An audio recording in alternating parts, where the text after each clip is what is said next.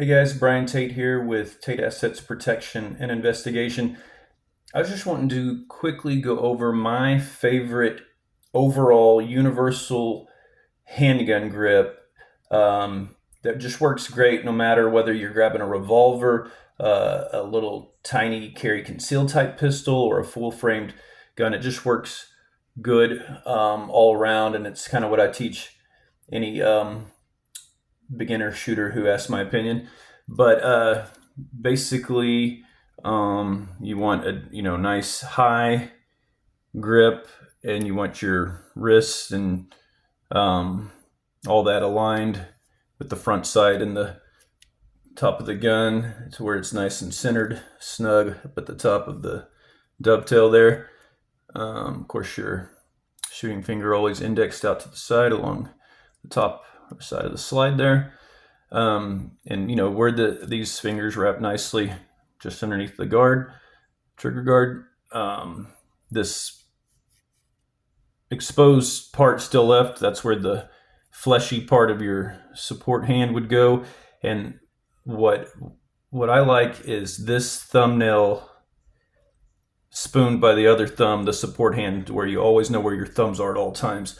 And that's where I'm finding less and less videos out there where you can still find one, they all like something further down or even some crazy up in the air stuff. There's definitely some wrong ways, but among some of the right ways, a lot of it's a trade-off, and that's why I like this grip as the most universal grip.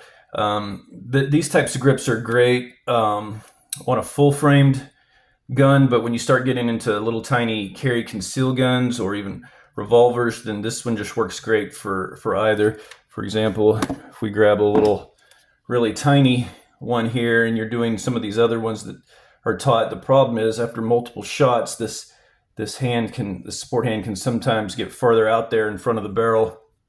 This just lets you know at all times where your support hand thumb is, and it may depend on your hand a little bit. You can play with some of the others, but to me, I don't see much of a disadvantage to this one versus some of these other ones that you'll hear great shooters talk about.